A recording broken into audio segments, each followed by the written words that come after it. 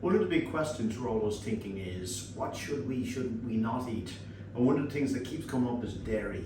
I'm not against any foods that are fresh, that are properly made foods. It's different with ultra processed things. But the thing with cheeses is they do give great amounts of protein. The problem that people have with cheeses is overconsumption.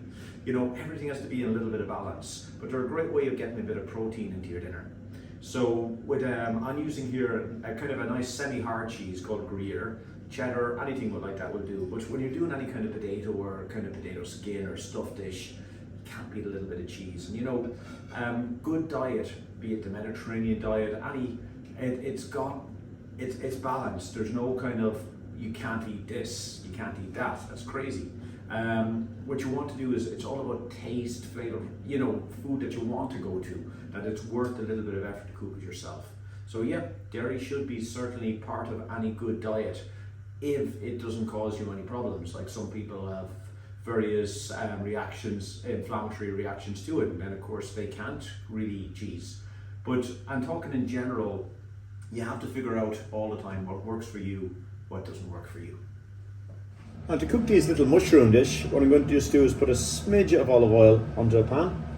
Could use coconut oil, but it's so little, it's not going to really be any big deal. And I'm going to put my onions and garlic on there. And also, when I trim my mushrooms, there's my mushrooms, there's a little piece of stem that's often left. I just kept that stem and roughly chopped it up, and I'm going to pop that in now as well there.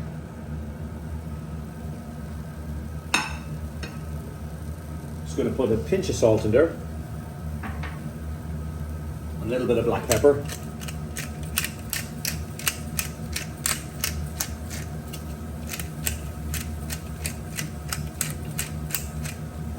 and just going to allow those to just cook away and get nice and softened up.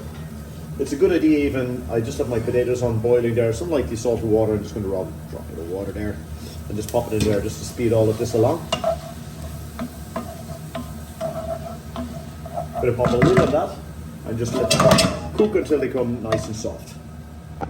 So with my lid on this pan, I'm just going to remove the lid after a few minutes when they kind of soften up a little bit. I'm just going to let them fry away there, kind of cook away without the lid on, because I just want to get that nice bit of flavour developing into those, and cook this down as much as I can.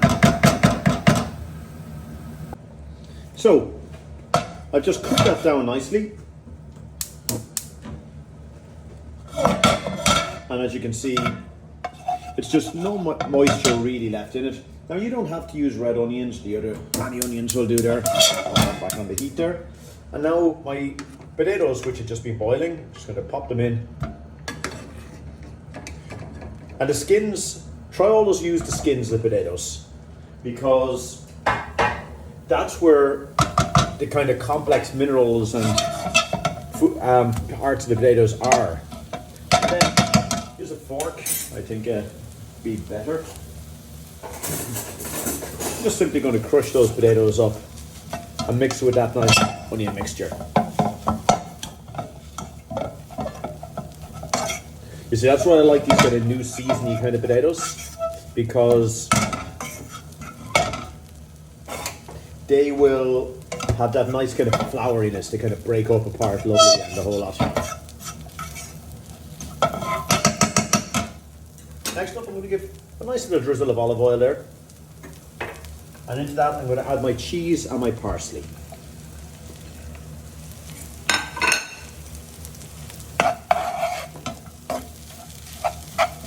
And then just let that all mix together into this kind of nice kind of champ.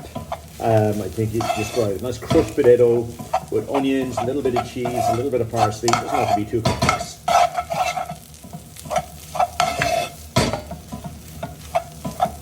Kind of crushing it up there.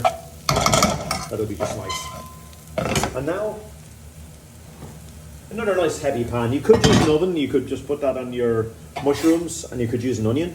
An oven to cook or grill. Just going to into a nice heavy kind of Dutch oven kind of style pan.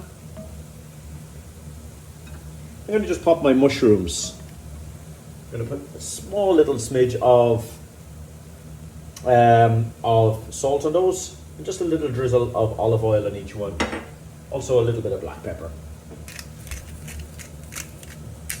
Because you just want to cook the mushrooms just a little bit before you put the stuffing on top. It just makes them an awful lot nicer.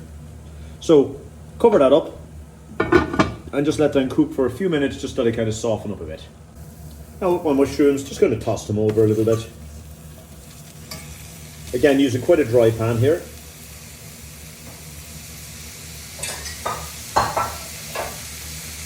And just let them kind of seal over, just because don't forget, mushrooms are almost all completely water as well. It's good to remember that. So when they do start to cook, if you add too much moisture into them, they do have a tendency to start releasing that moisture back and become very soggy.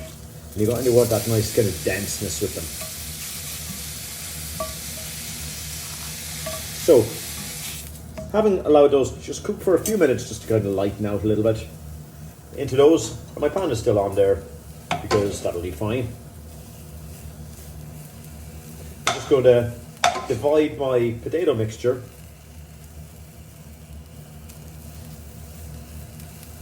between my mushrooms.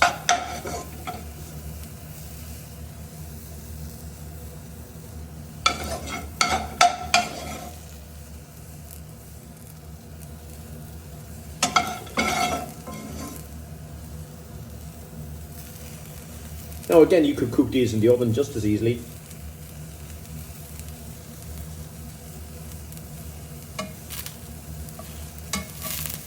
I'm going to put about a spoonful of water just in the pan.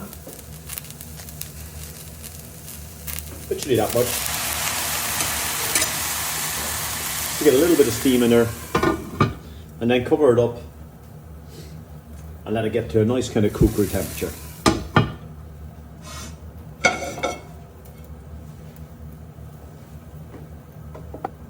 Meanwhile, I'm just going to push those mushrooms aside now. There's quite a lot of residual heat in that pan, or else you could just keep them on a low heat, or again you could just as easily cook them in the oven. I'm just going to add a smidge of oil onto the pan. Again, and I'm just going to take my 2 fillets of hake, give them a little bit of seasoning.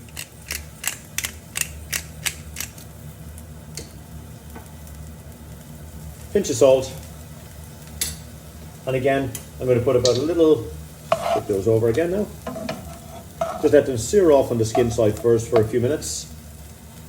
Then I'm just going to flick them over and let them get a light steaming in the pan then. So there's my fish. I'm just going to flick those 2 fillets over now, 2 lovely big chunks of hake. Put about 2 tablespoons of water in my pan, that's all I need. Get a nice tight fitting lid and bring that up to a nice cookery temperature, and then we'll just let the residual heat in that pan finish off that piece of fish.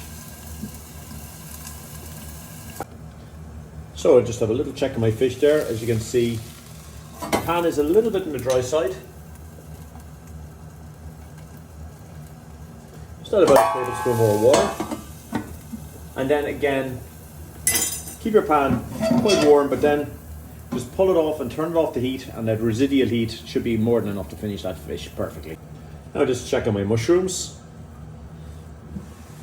As you can see, as I had said, the mushrooms have quite a lot of moisture themselves, so they don't, once that moisture starts getting released, if you add too much water or oil to that pan, they kind of tend to soak it all up and become not so pleasant.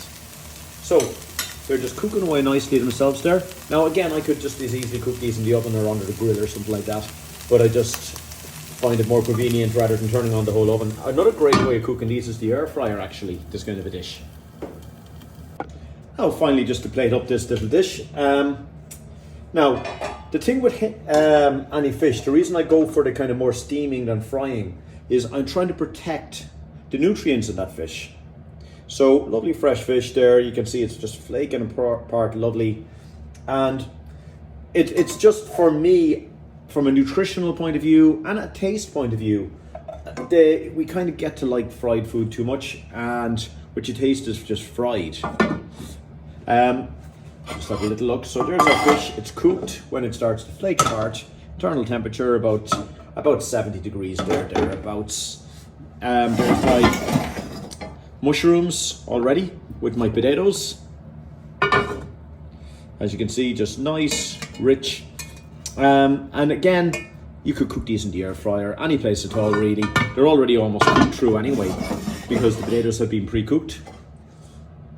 All I'm going to do is simply just take a nice piece of fish. As you can see, this lovely chunky piece of hake. Your fishmonger will be happy to prepare that for you as well.